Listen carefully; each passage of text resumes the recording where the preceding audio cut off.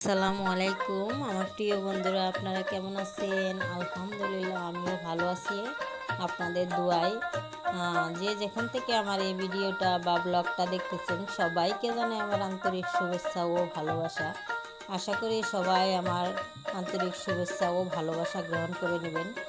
আর গ্রামের এই যে দেখেন, মানুষ ধান লাগাইছে। এখন ধানগুলা কতটুকু বড় বড় হয়েছে দেখেন। এই যে কেমন লাগে আপনাদের কাছে এই ধানগুলা দেখে, তা অবশ্যই কমেন্টে জানাবেন। আর বৃষ্টি মাঝে হইল না, এখন আবার বৃষ্টি হচ্ছে, তার জন্য ধানগুলা মানে খুবই ভালো হচ্ছে। মানুষের বৃষ্টির খুবই দরকার এখন, যারা ধান লাগাইছে বিশেষ করে ওদেরই ভালো। এই যে দেখেন কি সুন্দর ধানগুলো হয়েছে। আর ওই যে জাল, মানুষে মাছ ধরে, সেজন্য আর কি জালই করা, মানুষে মাছ ধরে। আর এই যে কলা গাছ, ওখানে একটা খাল বন্ধুরা, মানে আমাদের দেশে খাল বলে, সেখানে আর কি এই যে যখন বেশি পানির চাপ হয় তখন ওটা আর কি পানিতে ভরে যায়, মানুষে মাছ ধরে। আর এই যে দেখেন ধানের পালা, মানে এই যে ধানের বিচুলি যারে বলে, খ্যার, এক একজনে এক এক রকম বলে। আর এই যে মাছ ধরে এই জালটা দিয়ে বন্ধুরা, এটা দিয়ে মাছ ধরা হয়। আমাদের এখানে শিব জাল বলে, এক এক দেশে এক এক রকমের ভাষা বলে, তবে আমাদের এখানে শিব জাল বলে। তো এটা দিয়ে মাছ ধরে। আর এখন ধানের সিজন, আবার এই যে ধানের যখন পানিগুলা শুকিয়ে যাবে, তখন এই ধানের মধ্যে অনেক সময় অনেক ক্ষেতে মাছ পড়বে, অনেকে আবার মাছও ধরবে। আর এই যে দেখেন আমাদের পেঁপে গাছ, এই যে পেঁপে, আজকে পেঁপে একটা পেরে রান্না করা হবে। তো পেঁপেটা অবশ্যই আমি আগেই পেরে নিয়েছি, আর দেখানোটা শেয়ার করতে পারলাম না পেঁপে গাছ, তাই ভাবলাম গাছটা তো দেখাই আমার বন্ধুদেরকে, তার জন্য এই যে দেখেন কত ছোটো গাছে পেঁপে ধরছে, মাশাল্লাহ। বন্ধুরা, এই যে আমাদের কাঁচামরিচ গাছ, আমার এই গাছে মানে প্রচণ্ড কাঁচামরিচ হয়েছিল। আর আমার মেয়ে কী করে, প্রতিদিন এদিক থেকে আসে যায়, দুটো তিনটে সকাল বিকাল, মানে ও শিরার তালেই থাকে। যখন ফুল ছোটো হয়, কলি থাকে, তখন ও মানে ও যতটুকু চোখে আর বাজে, ও কোনো রকম বাদ দেয় না মরিচ শিরার জন্য। ও শুধু শিরার দান্দায় থাকে, শিরা কোনো সময় বাড়িতে নিয়ে আসে, কোনো সময় এখানে ওখানে ফেলে দেয়, নইলে কারো বাড়ি থুয়ে আসে। আর হচ্ছে এই পরিস্থিতি, এর জন্য গাছে মরিচ এখন কম। তো আমার মরিচ লাগবে, আপনাদের ভাই আরও কয়টা উঠাইছে, আমার আরও দুই তিনটা মরিচের দরকার, তাই ভাবলাম আপনাদেরকে গাছটা দেখাই, তার জন্য বন্ধুরা গাছটা দেখাচ্ছি। আর এই যে এখানে এই যে দেখেন জাল, এই মরিচ, এই যে জাল, এইটা হলো জিয়া জাল, আর এগুলো খুবই জাল, মরিচগুলো খেলে খুবই জাল লাগে, আর গ্রামটাও খুব সুন্দর। আমি এই গাছের মরিচ দিয়ে বেশিরভাগ তরকারি রান্না করি না, এগুলো গাছের আরও কতটি আমার গাছ আছে। তো বন্যার এই যে বৃষ্টির যখন হয় তখন পানি বেশি হয়, তার জন্য গাছগুলো আর কি মরে যায়। তো ওইগুলা সব গাছে মরিচ ছিললে আমার একদিন তরকারি হয়ে যায়, এরকম পরিস্থিতি। আর এই মরিচগুলো বেশিরভাগ ভাত দিয়ে খেতে, ঠান্ডা হোক আর গরম হোক, ভাতে খেতে খুবই ভালো লাগে এই মরিচগুলা। কারণ কিনা মরিচ এসে এই মরিচগুলা খুব গ্রান লাগে খেতে, বাড়ি মজা। তো বন্ধুরা দেখেন, এই যে আমাদের গাছে একটা চুই গাছ, মানে চুই জাল লাগানো হয়েছে। সেই চুই জাল দেখেন গাছটা কত বড় হয়েছে, এখন একটু মোটা হয়েছে। এই যে দেখেন কি সুন্দর হয়েছে, মাশাল্লাহ। এই যে মাঝে মাঝে এগুলা দিয়ে গোশ রান্না করি আমি, চুই জাল দিয়ে। আবার আপনাদের ভাই কিনেও আনে, আবার কি দেখা যায় আর অন্যান্য গাছের থেকে কাটে দেওয়া হয় চুই জাল। আর এই চুই জাল গোশে দিলে যে কি মজা লাগে বন্ধুরা, তা বলে বোঝানো যাবে না, খুব সুন্দর একটা ফ্লেভার আসে, অনেক উপরে পর্যন্ত ওই যে গাছটা চলে গেছে। তো ওই দেখেন চুই জালের এই যে গাছের ইয়াটা। তো বন্ধুরা, আপনারা যারা এই যে চুই গাছ দেখে চিনেন না, তাদের জন্য দেখাইলাম। মনে হয় কি পান গাছের পাতা এরকম মনে হয়, আর এটা হচ্ছে পেয়ারা গাছ। এতটুকু মানে এত ছোটো গাছ, তারপরেও এই গাছে পেয়ারা ধরে। পেয়ারা ধরলে আমার মেয়ের জন্য থাকে না, আমার মেয়ে সব কটা পেয়ারা একটা একটা করে ছোটো থাকতেই পেরে আইনে এনে খেতে তো পারে না, ফেলে দেয়। আর এই যে একটা তেঁতুল গাছ আর কলা গাছ। আর এখানে এই যে বাড়ির পাশে কত কত রকমের গাছ থাকে। আর এই যে একটা ছাগল। বন্ধুরা সব দিকে পানি উঠে মানে ঘর বাড়ি এখন আর আগের মতন জগজগা নেই। এগুলো হয়েছে আমাদের বাড়ির সামনে দিয়ে এই যে বাগান, মানে বাগান বলতে অনেক বড় বড় গাছ, সেই গাছের আর কি ইয়েটা। আর এই যে দেখেন আমাদের এদিকে যতটুকু পারলাম আপনাদের সাথে শেয়ার করলাম। আর এই যে দেখেন আজকে আমি মাছটা রান্না করছি, দেখেন কিভাবে কি দিয়ে রান্না করলাম। চলুন বন্ধুরা আমার সাথে থাকবেন আর রান্নাগুলো দেখবেন। যে যেখান থেকে আমার এই ভিডিওটা দেখতেছেন আশা করি সবাই পুরোটাই দেখবেন, অল্প দেখে রেখে দেবেন না। আর আমি মাছ কড়াইতে নিয়ে যে গরম পানিতে ধুচ্ছি, মানে এমনি আমি সব কিছু কলে থেকে মানে ট্যাপে থেকে খুব সুন্দর করে পরিষ্কার করে লবণ দিয়ে এমনি ধুয়ে আনছি।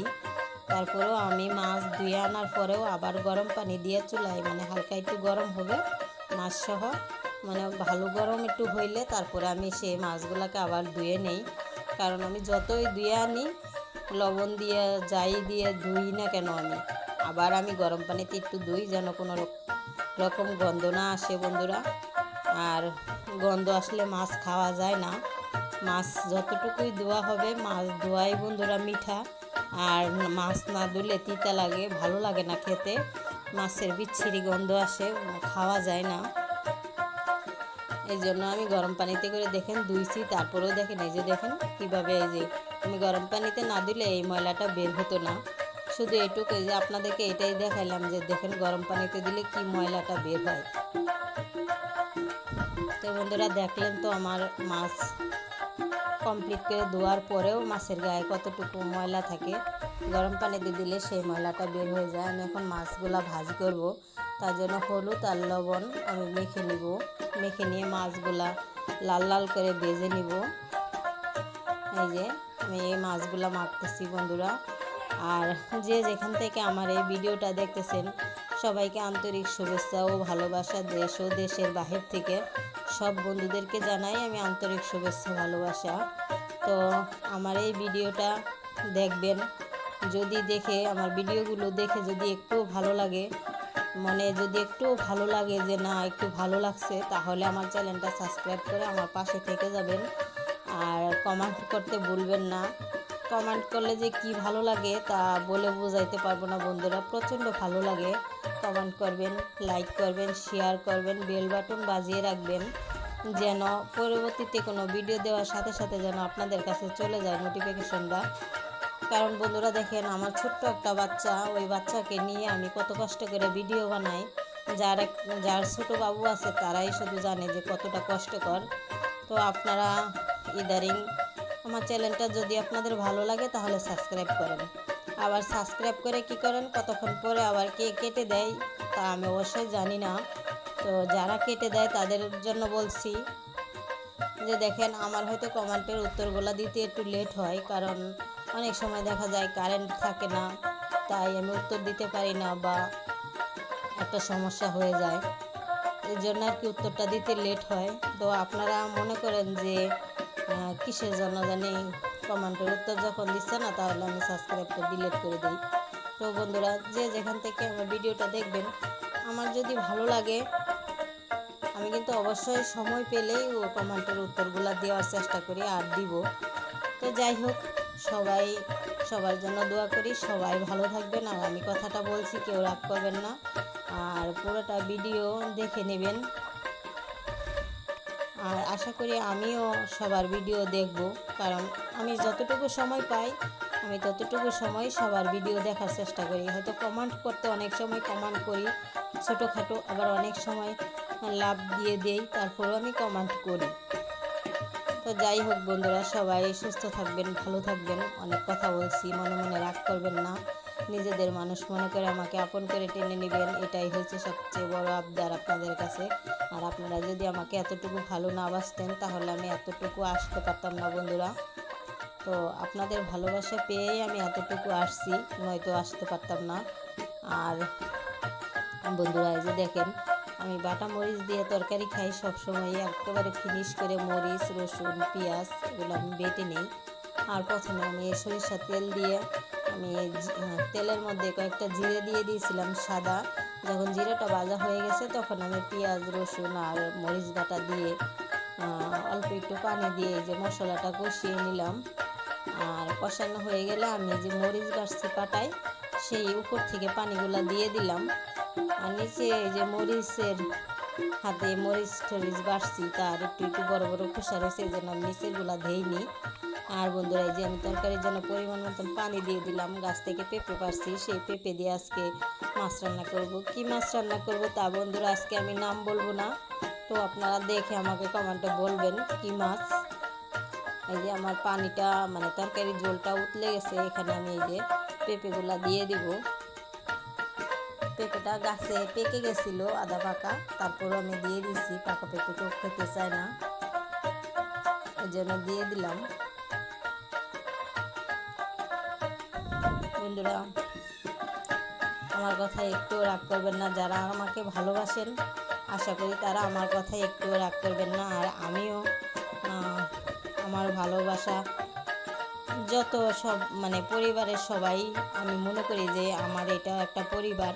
কারণ আমি যে এখানে একটা জব করি, মানে এখানে একটা আমার একটা ব্লগ, সেখানে আমি মনে করি সবাই আমার পরিবার। এটাই হচ্ছে আমার সবচেয়ে বড় কথা। আমি মাছগুলো বেজে রাখছি বন্ধুরা, তাই দিয়ে দিলাম। ভাজা মাছগুলো আমি দিয়ে দিচ্ছি। বন্ধুরা আপনারা পেঁপে তরকারি অনেকে কষিয়ে রান্না করেন, কষিয়ে রান্না করলে পেঁপেটা অনেক সময় সিদ্ধ হতে একটু লেট হয়। আর এই যে ঝোলটা যখন উতলে মানে পানি ফুটবে, তখন যদি এই পেঁপেটা দেওয়া হয় তাহলে বন্ধুরা না এই যে পেঁপেটা তাড়াতাড়ি মানে সিদ্ধ হয়ে যায় গরম পানিতে পড়লে। আর এই যে দেখেন আমার তরকারিটা হয়ে গেছে বন্ধুরা, কমেন্টে জানাবেন কেমন হয়েছে আজকের ভিডিওটা। তো শুভকামনা রইল, সুস্থ থাকবেন, ভালো থাকবেন।